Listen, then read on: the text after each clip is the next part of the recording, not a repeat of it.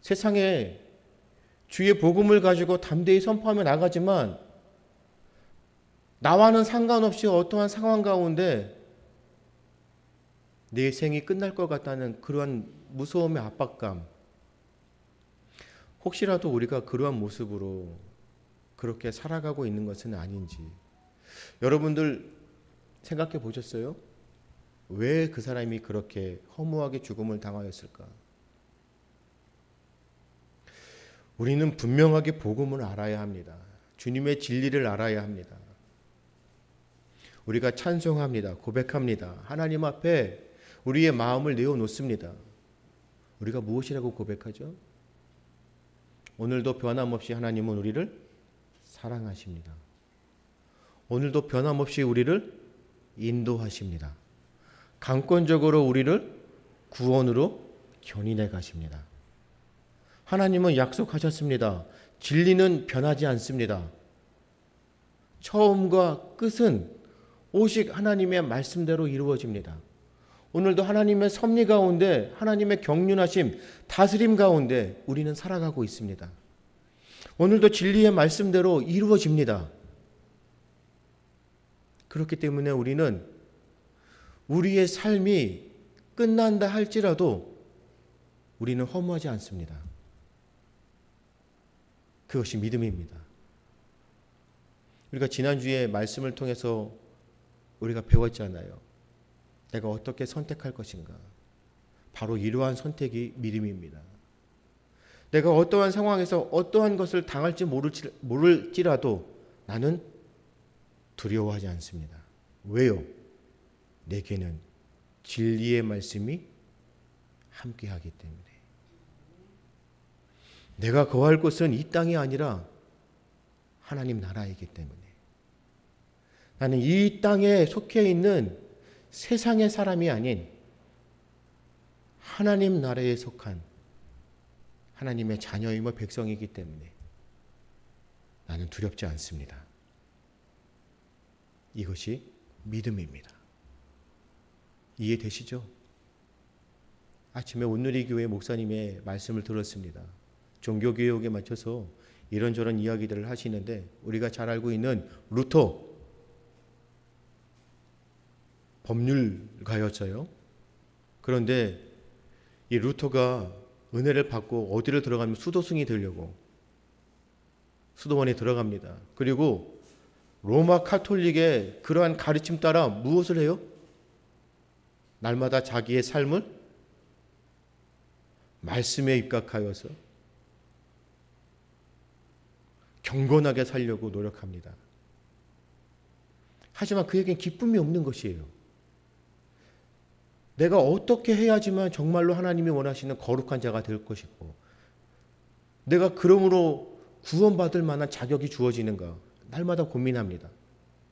묵상도 해봅니다. 기도도 합니다.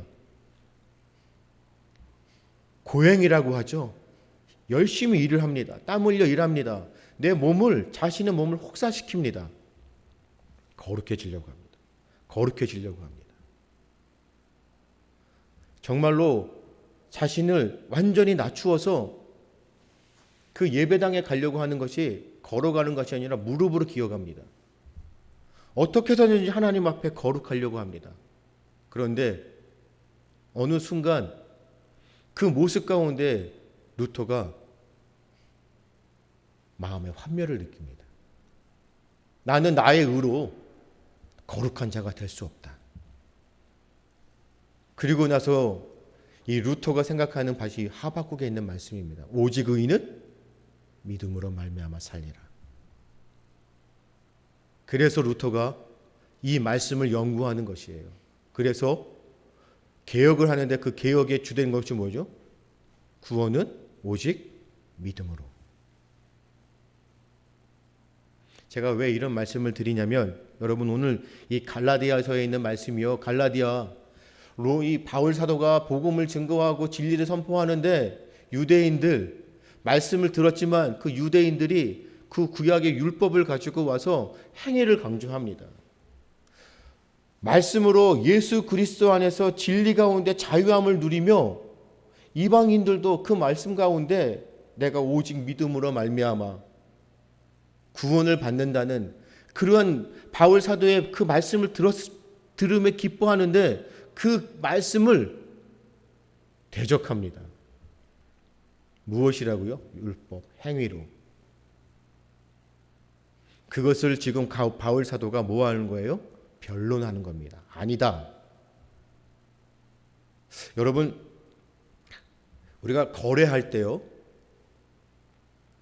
그 거래가 확실하게 확정되기 위해서 우리가 뭐 하죠? 계약합니다. 그렇죠. 우리가 거래를 하려면 계약하잖아요. 그런데 계약하면은 무슨 뜻이 있습니까? 서로가 약속한 대로 그것을 행동하겠다는 것이잖아요. 계약이라는 것이 바로 약속하는 것과 다짐입니다. 그런데 계약자가 만약에 그 계약한 조건을 어기게 되면 상대방에게 위약금을 묻는데 그 위약금이 계약의 2배를 물어야 합니다. 그것이 세상의 법입니다. 계약에는 긍정적인 측면과 부정적인 측면이 있어요. 그 긍정적인 측면이 무엇이냐면 나의 권리를 보호받는 거예요. 그렇죠? 계약을 했기 때문에. 그런데 부정적인 측면은 만약에요, 그 약속을 내가 지키지 못한다면 그 계약 파기에 대한 책임을 내가 감당해야 된다는 것이에요. 계약을 했지만 내가 계약을 못하면 그 계약을 지키지 못한 것에 대한 불이익을 내가 받는 것입니다. 긍정적인 측면은 나는 보호받습니다. 하지만 부정적인 측면은 내가 그 계약을 파기하면 내가 불이익을 당하는 거죠. 그것이 계약의 양면성입니다. 그런데 오늘 사도 바울이 이러한 모습 가운데 갈라디아의 유대인들의 그런 뭐라 그럴까요? 공격에 변론하면서 반박하면서 여러분 사도 바울께서 15절에 약속에 대해서 말씀하시는 거예요. 15절입니다. 형제들아 내가 사람의 예대로 말하노니 사람의 언약이라도 정한 후에는 아무도 패하거나 더하거나 하지 못하느니라. 그렇죠? 사람이 언약, 약속하면 정한 후에 아무도 그것을 패할 수가 없습니다. 그 약속한 거에 대해 더할 수도 없습니다. 딱 정해져 있습니다.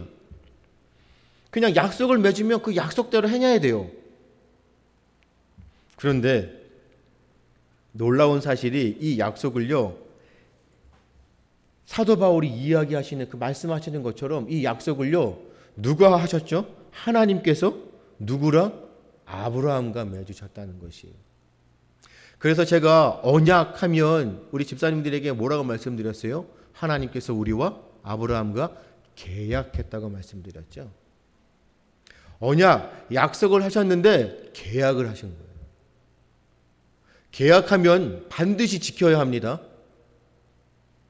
계약을 어기면 그 계약을 어긴 거에 대한 책임을 져야 되고 그 계약을 깨트린 그 당사자가 불이익을 당하는 것입니다.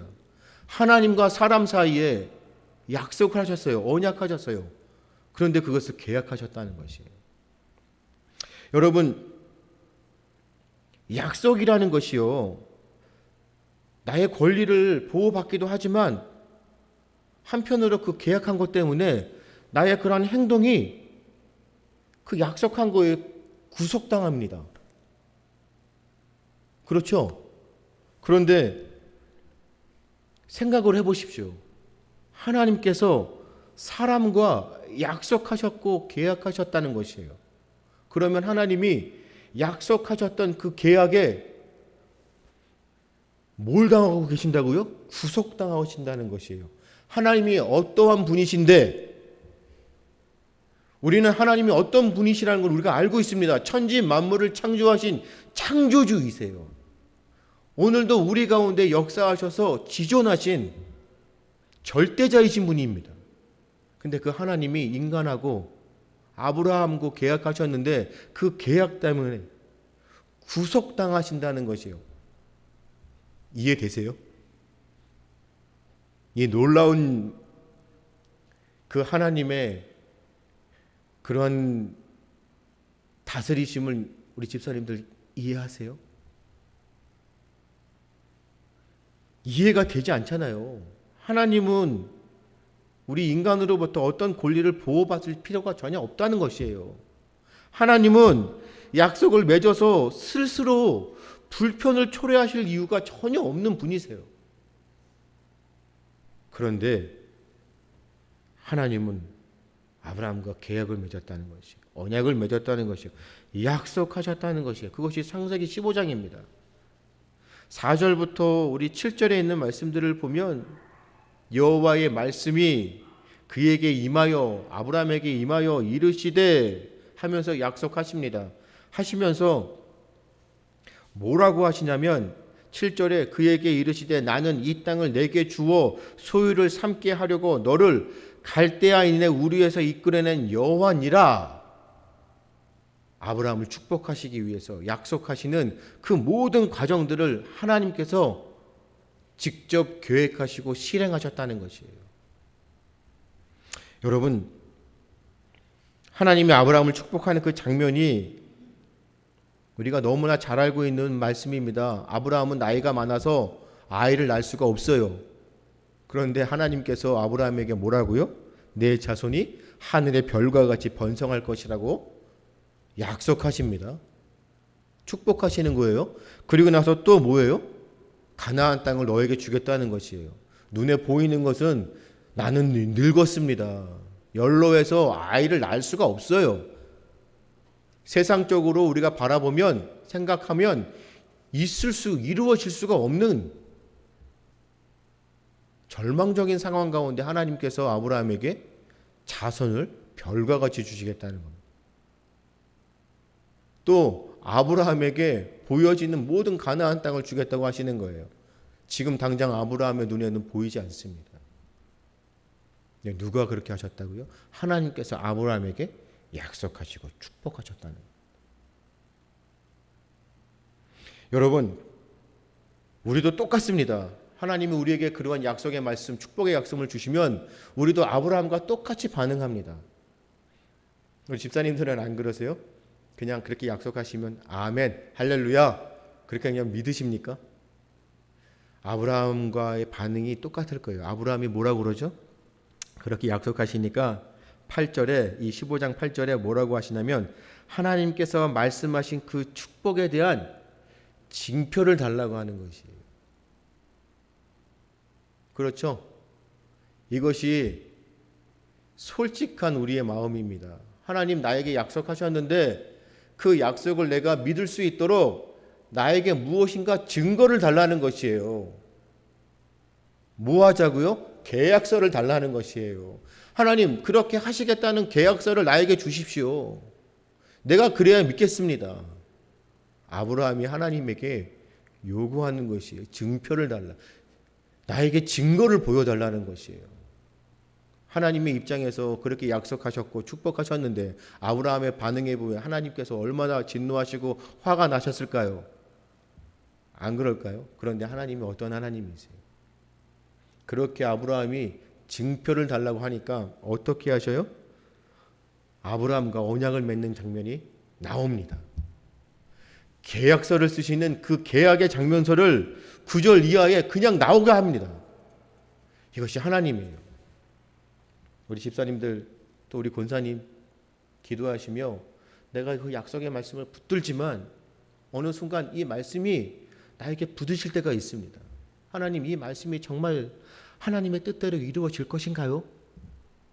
내가 이 말씀을 정말 믿고 의지하지만 하나님 어느 순간 내가 의심이 됩니다. 어떻게 해야 될까요? 기도하십시오. 하나님 나에게 이 말씀이 확신이 되도록 내게 응답해 주세요. 내 마음이 정말 이 말씀이 하나님의 진리의 말씀이구나. 내가 이 말씀대로 굳건히 살아야겠구나. 이 말씀대로 하나님이 이루어지시는구나.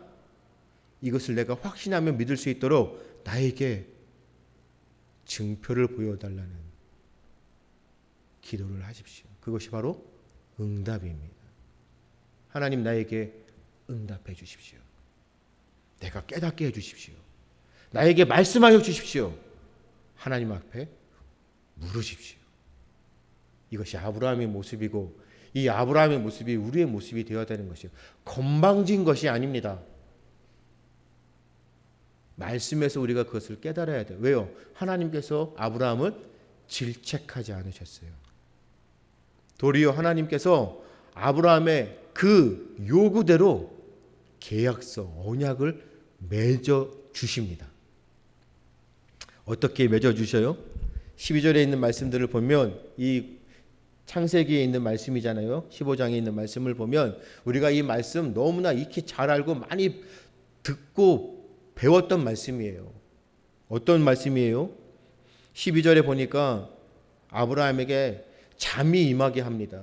그리고 나서 흑암과 두려움이 아브라함에게 임하였어요. 하나님께서요, 아브라함을 어떻게 해요? 잠들게 해버리십니다. 그리고 나서 잠들고 있는 그 아브라함에 나타나셔서 하나님께서 홀로 직접 혼자서 계약하십니다. 이해되세요? 아브라함이 요구해서 언약 계약서를 쓰시는데 하나님의 방법은 아브라함과 1대1로 대면해서 계약하시는 것이 아니고 언약 약속하시는 것이 아니라 아브라함을 잠들게 합니다. 그리고 나서 하나님이 불로 형상된 하나님이 직접 현현 나타나셔서 혼자 스스로 홀로 계약을 맺으십니다. 무슨 뜻인지 아세요? 하나님은 인간하고 사람하고 계약을 맺는데 사람의 모습과 사람의 행동 따라서 계약을 맺는 것이 아니에요. 하나님 스스로 혼자 계약을 맺으시고 그 계약을 맺으신 대로 이루어 가시겠다는 약속입니다. 인간은 개입하지 않습니다. 아브라함은 개입하지 않습니다. 그것을 어떻게 확증하셨어요? 고대 근동의 그 계약처럼 동물을 반으로 쪼개고 그 쪼갠 사이로 계약을 맺은 사람 보통 보면 계약을 맺는 그 위치에서 위에 있는 사람이 아닌 계약을 당하는 사람이 지나갑니다. 그것이 역사입니다. 그렇기 때문에 전쟁에서 지면은 그 패한 나라의 왕이 이긴 나라의 왕에게 절대적으로 순종하겠습니다라는 계약을 짐승이 쪼개진 그 사이로 지나갑니다. 만약에 그 계약대로 왕이 지키지 않으면 어떻게 된다고요? 이 동물의 모습처럼 반으로 쪼개져서 죽을 것이라는 바로 계약서입니다. 이건 결단이고 다짐입니다. 그런데 하나님이 어떻게 하셨다고요? 그 모습 가운데 아브라함을 잠들게 하시고 불꽃으로 임하셔서 하나님이 직접 그 쪼개져 있는 동물의 사이를 지나가십니다. 그리고 나서 아브라함에게 말씀하십니다. 내가 약속했다는 것이, 계약했다는 것이, 언약했다는 것이. 그렇기 때문에 하나님은 이 계약, 언약을 반드시 지키셔야 합니다. 왜요? 계약서에 구속당해져 있으십니다. 이것이 하나님의 섭리입니다. 이것이 하나님의 사랑입니다. 우리가 어떻게 해서 하나님과 계약을 맺는다고요? 내가 의로워져서, 내가 거룩해져서 계약을 맺을 수 있는 그러한 조건이 되어서 하나님과 1대1로 계약을 맺어요? 아닙니다. 하나님의 말씀은 일방적입니다. 하나님께서 약속하십니다. 언약으로 주십니다. 그 언약하신 것을 계약하시는 것이에요. 반드시 지키실 것이다. 그렇기 때문에 우리는 오늘도 주님의 말씀을 붙들고 살아가는 것이에요. 왜요? 하나님의 언약의 말씀이기 때문에. 그 말씀을 바울 사도가 갈라디아를 통해서 선포하고 있는 것입니다. 행위로 구원을 받는다고 율법을 통해서 아니다. 오직 믿음으로 주의 은혜 가운데 그것을 하나님께서 미리 앞서 너희의 선조 아브라함과 모았다고요? 언약으로 계약하셨다는 것. 여러분, 하나님께서 우려하고 반드시 그 약속을 지키시겠다는 거, 목숨을 걸겠다는 그런 약속처럼 너무나도 엄중한 그 말씀을 하나님 입장에서는 굳이 안 하셔도 돼요. 안 하셔도 되는 것이에요. 왜요?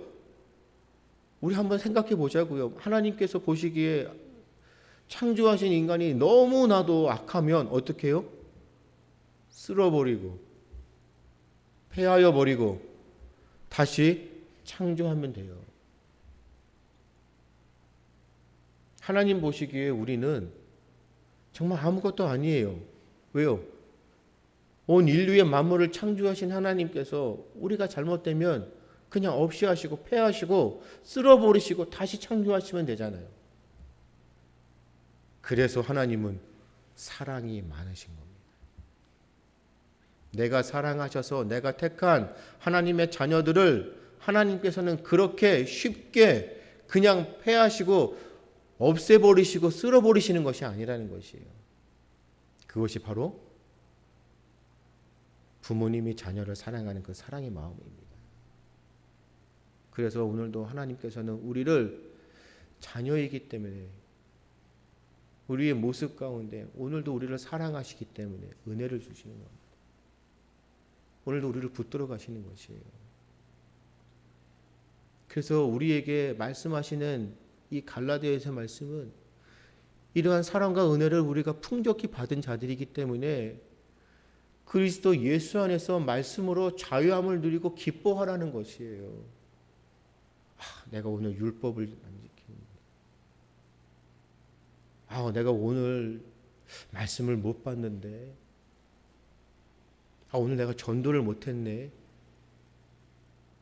그런 어떤 율법의 규례에 얽매여서 내가 구원받기 위해서는 해야 되는데 정말 삶이 피폐할 것 같아. 노심초사에 내가 어떻게 해야 될까? 하루도 자유함이 없을 것 같아요.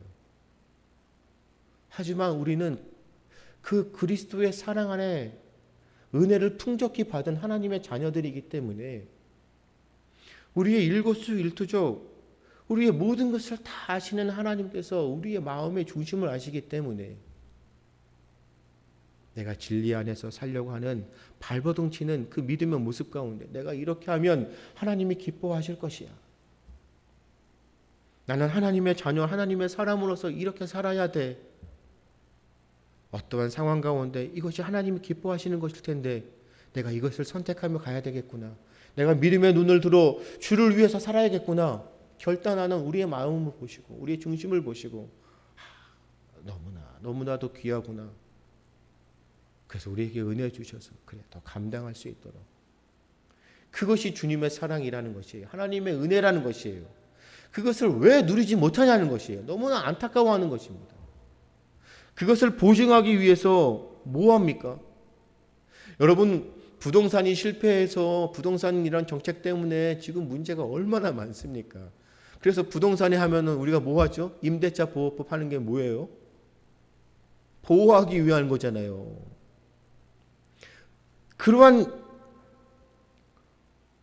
세상의 부동산이 임대차 보호법을 맺어서 보호해 주는 것처럼 하나님께서는 우리에게 언약을 맺어 주신 거예요. 그것을 직접 계약서를 써서 증서를 우리에게 주시는 것이에요. 이 땅 가운데 하나님께서 보호하시겠다는 것을 우리에게 계약서를 써서 주셨다는 것이에요. 믿으셔야 합니다. 그렇기 때문에 내 자녀 때문에 나의 삶 때문에 어떻게 해야 될까 고민하고 이렇게 하면 될까.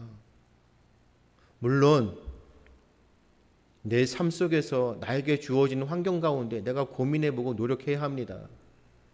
하지만 나의 모든 삶을 내가 주인이 되어서 이것을 해결하려고 하는 오만한 마음에서 벗어나야 한다는 것이에요. 왜요? 우리는 절대자이신 하나님이 나의 아버지이시기 때문에. 오늘도 그 하나님 앞에 우리를 보호하시겠다는 그 하나님의 말씀에 나에게 계약, 언약하셨던 그 하나님의 말씀이 오늘도 우리에게 계약서로 주어지기 때문에 우리는 그래서 하나님 앞에 나아가는 것입니다. 여러분, 이사야서에 있는 말씀을 보면 43장의 1절과 7절에 있는 말씀을 보시면 내 이름으로 마지막이여 불려지는 모든 자 곧 내가 내 영광을 위하여 창조한 자를 내게 오게 하라. 그를 내가 지었고 그를 내가 만들었느니라. 이게 이사야서에 있는 말씀인데, 여러분, 하나님은 우리를 하나님의 것이라고 직접 말씀하셨습니다. 이거는요, 선택받은 자만의 권리입니다. 하나님의 자녀된 우리의 권리입니다. 우리는 세상의 것이 아닙니다. 우리는 하나님의 것입니다. 이것을 내가 주장하는 것이 아니에요. 하나님께서 그렇게 말씀하셨어요. 그래서 여러분들은 하나님의 것입니다. 하나님의 자녀입니다. 하나님께 속해 있는 것입니다. 그렇기 때문에 우리 집사님, 우리 권사님은 하나님의 귀한 것입니다. 이해되세요? 존귀한 자들이라는 뜻이 바로 그거입니다. 세상이 감당 못할 하나님의 사람들이기 때문에, 하나님의 것이기 때문에 존귀한 것이에요. 세상이 감당 못하는 것이에요. 왜요? 세상의 것이 아니기 때문에. 그것을 누가요? 하나님이 말씀하시고 약속하셨다. 직접적으로 이사야서의 말씀을 통하여 나의 것이라고 말씀하셨어요. 그랬기 때문에 여러분, 하나님의 것이라고 한 우리들이 죄악된 모습으로 잘못되어지는 그 모습 가운데 우리를 정결케 하시고 다시금 의인으로 하나님이 창조하신 그 본래의 모습대로 살게 하시고자 너무나 사랑하시기 때문에 은혜를 주셔서 우리를 회복하시고자 누구를 보내주신 거예요? 예수 그리스도를. 아시겠어요? 이것이 그리스도의 사랑입니다. 하나님의 사랑입니다. 왜요? 인간으로서는 도저히 회복될 수가 없기 때문에, 우리의 모습으로는 하나님 앞에 구원받을 수 있는 자격이 없기 때문에, 우리의 죄를 우리가 스스로 용서할 수 없기 때문에 하나님의 것, 하나님의 자녀, 하나님이 직접 계약했던 언약한 자녀, 그 자녀들을 온전히 회복시키기 위하여 하나님께서 스스로 제물이 되어주시고 우리를 정결케 하시기 위해 하나뿐인 독생자 예수 그리스도를 우리를 위해서 이 땅에 보내주셨다는 것이, 더 이상 은혜가 어디 있습니까? 더 이상 하나님 앞에 우리가 바랄 게 무엇이 있겠어요? 우리는 그 사랑을 풍족히 받은 자들입니다. 그렇기 때문에 우리는 이제 의인입니다. 그래서 우리는 의인의 삶을 살아며 하나님의 자녀, 그리스도의 제자로 이 땅에서 복음의 그 진리의 자유함을 누리며 세상에 이 진리의 자유함을 선포하는 자들이에요. 이것을 우리가 감당하며 살아야 돼요. 그렇기 때문에 우리는 날마다 나의 삶이 어때야 돼요? 기뻐해야 되는 것이에요.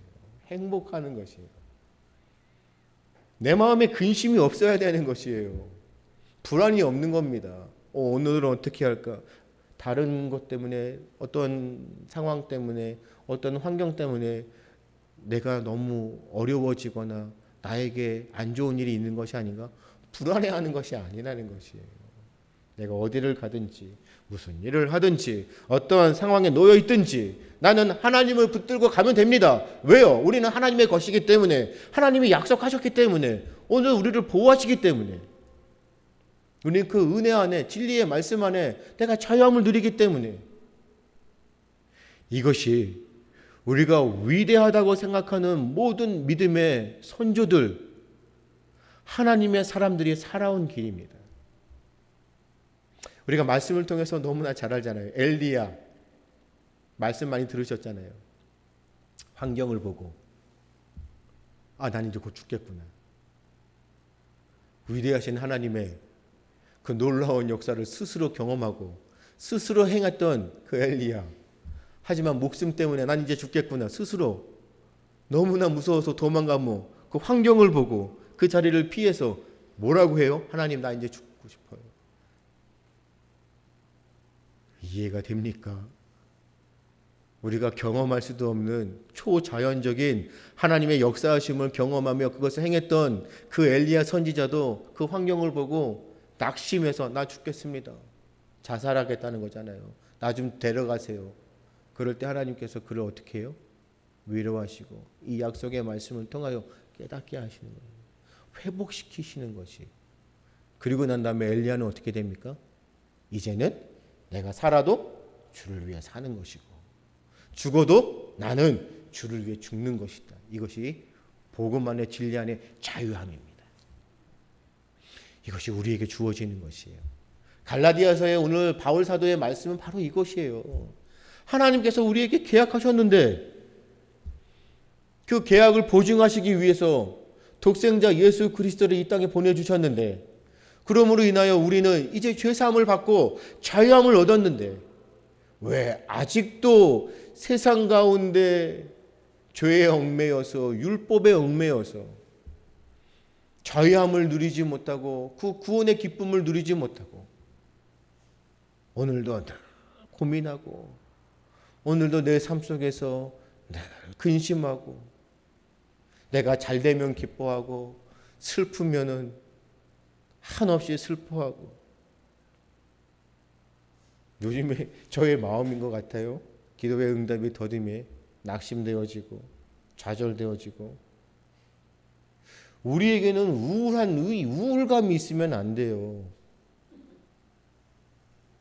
그것이 진짜 진리의 말씀 안에 자유함을 얻는 우리의 모습은 우리 마음 가운데 뭐가 있어야 돼요? 평안함이 나타나야 돼요. 우리는 드러내야 되는 자들이에요. 우리는 꼭꼭 숨어서 있는 사람들이 아니에요. 우리는 세상에 드려지는 이 드러남을 통하여 왜요? 우리는 빛과 소금의 역할을 감당하는 자이기 때문에. 그래서 어둠에 있는 자들이 우리를 보고 뭐예요? 왜 이렇게도 뭐 때문에? 근데 우리는 아무 비교가 구분이 없잖아요. 똑같이 얼굴에 근심. 그래서 제가 전에도 말씀드렸죠.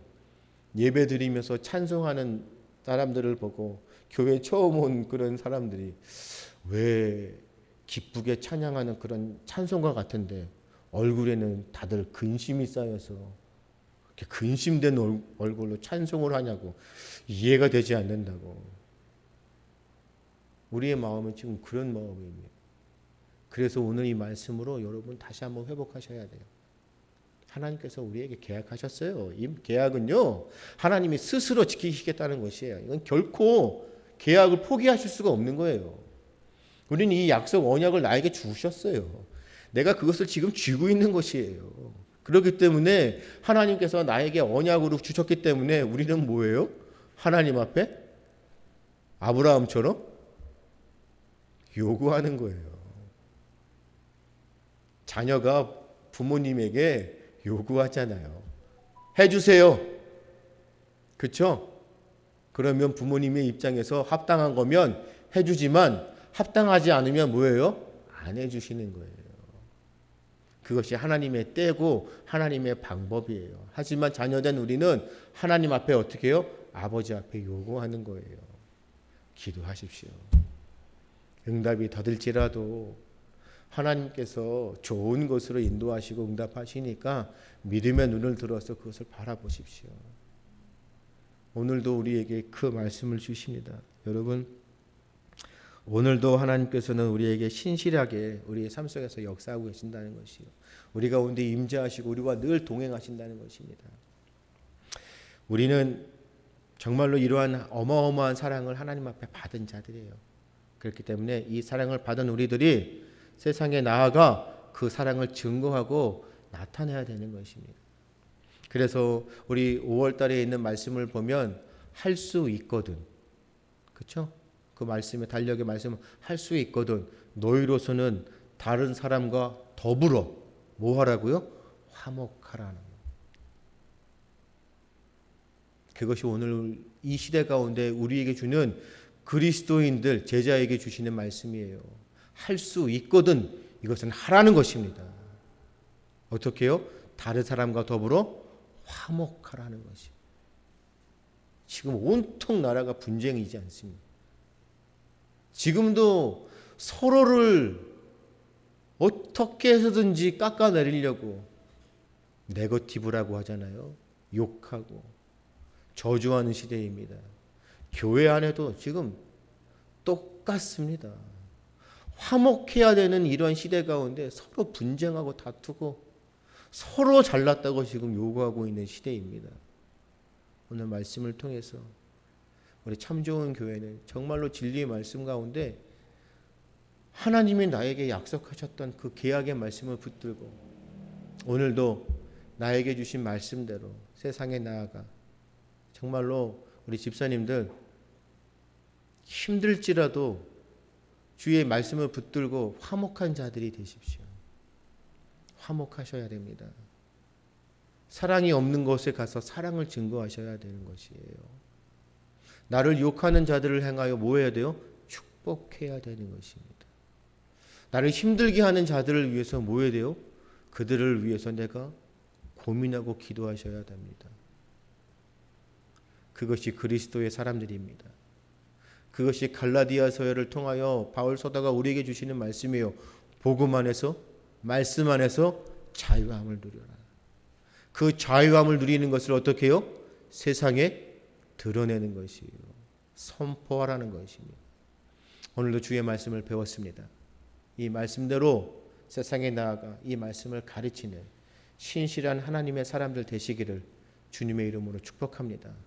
한 주간도 정말 주님의 말씀에 승리하셔서 우리 다음에 만날 때 더 기쁘고 행복한 마음으로 주님 안에서 자유함을 누리는 서로 그것을 우리가 뭐라고 할까요? 간증이라고 할까요? 날마다 우리의 삶 속에서 그런 모습들이 나타날 수 있도록 다시금 주님의 이름으로 축복합니다. 기도하겠습니다. 아버지 하나님, 말씀을 들었습니다. 정말로 이 말씀이 나의 삶의 지표가 되게 하시고 하나님께서 오늘도 우리에게 약속하셨던 언약으로 우리에게 주신 그 계약의 말씀을 붙들고 담대히 세상에 나아가 그리스도의 사랑을 증거하며 그 복음 안에서 그 진리를 우리가 누리며 우리가 누리는 것들을 세상에 끼칠 수 있는, 드러낼 수 있는 믿음의 사람들로 살아갈 수 있도록 붙들어 주시옵소서. 이 말씀대로 살아갈 때에 놀라우신 하나님의 역사하심을 경험케 하시고 주님의 그 말씀과 또 주님의 그 역사하심 가운데 나타나는 모든 것들을 통하여 하나님 앞에 영광을 돌릴 수 있는 존귀한 주님의 제자들 되어줄 수 있도록 주께서 붙드시고 은혜를 더하여 주시옵소서. 감사하며 예수님의 이름으로 기도드리옵나이다. 아멘.